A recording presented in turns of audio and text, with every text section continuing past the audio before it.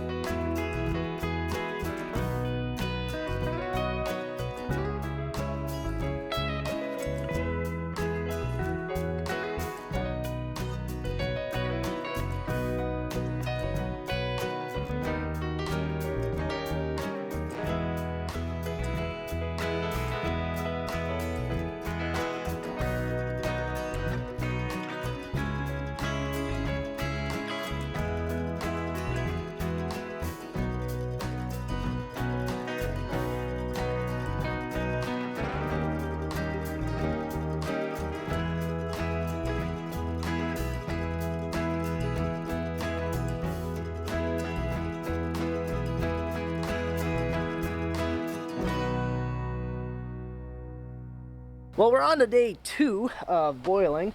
I didn't really get around to showing a whole lot more, well actually any more of this. Yesterday I was busy putting all the bows up for the high tunnel, well, all except for the end two. But got boiled off probably, I don't know, 10 or 15 gallons, something like that. So even though I wasn't right here feeding more wood into it the whole time, still got a fair amount boiled off. But we've still got probably another 15 or 20 gallons left to go to get caught back up to what's coming in at the moment. So last time that I did a video of boiling off sap, a few of you guys kind of chimed in with some suggestions on things to do. And one of those was that you said, you know, Josh, you got a cook stove here. It's got an oven on it. That thing's getting hot.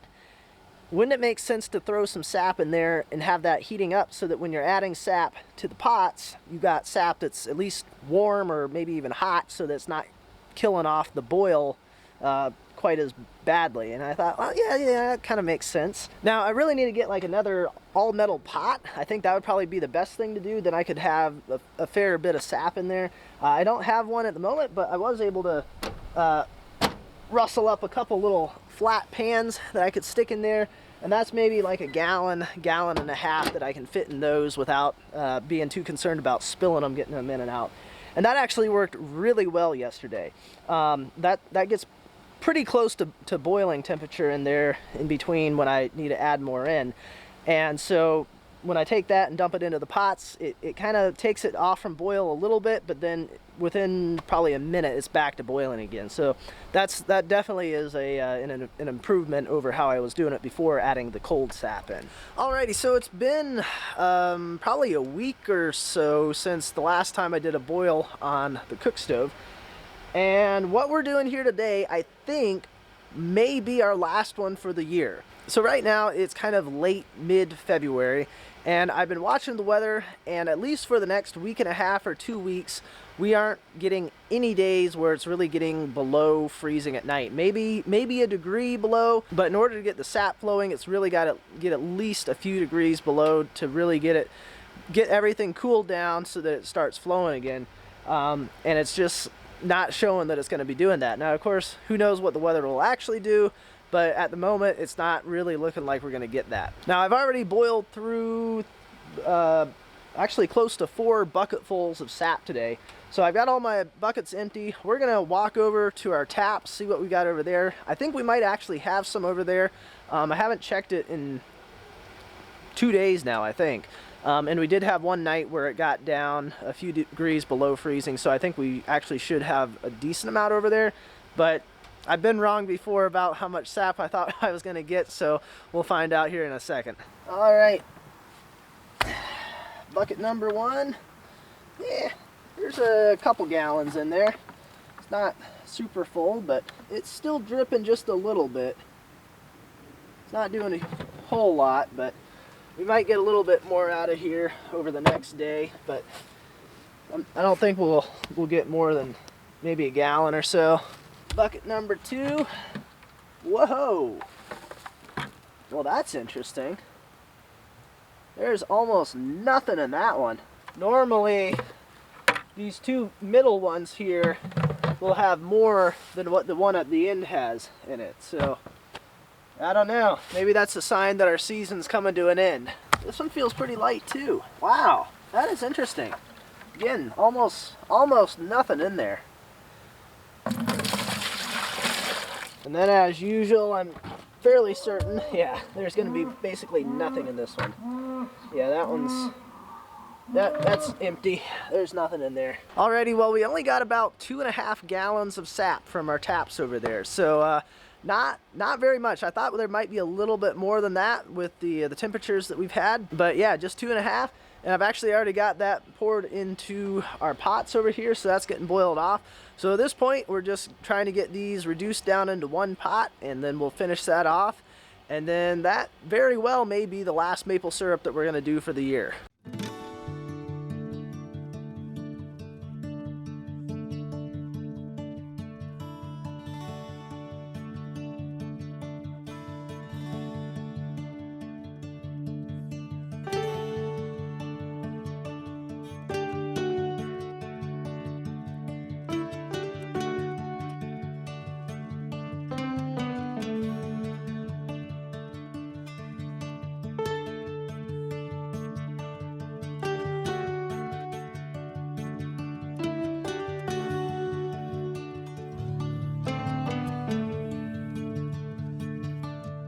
Alrighty folks, well today we are wrapping things up for doing maple syrup. We're going to get our buckets picked up, our tubing out of here.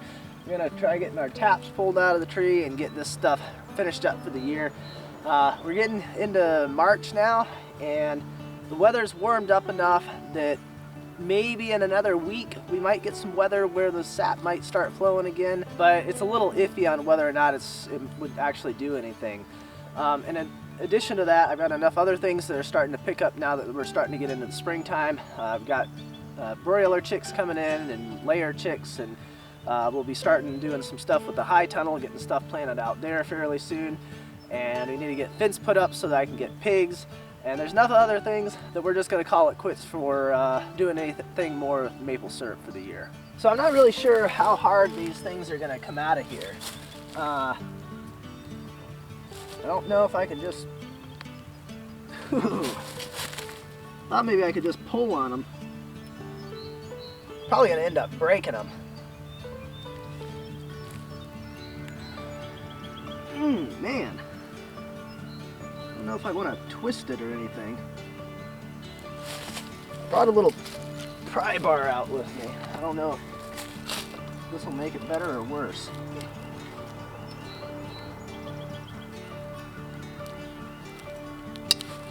Hey, there we go. Just like that.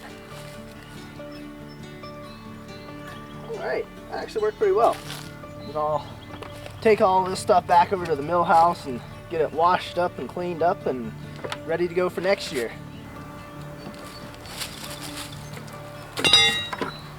Just a little bit of weird smelling sap in there.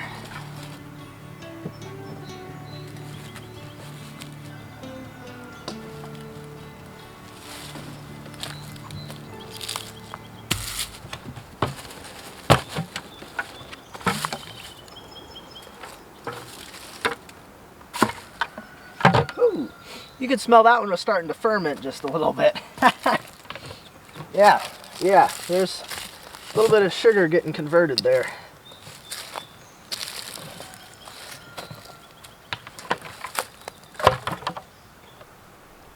Man, there we go. That was in there tight.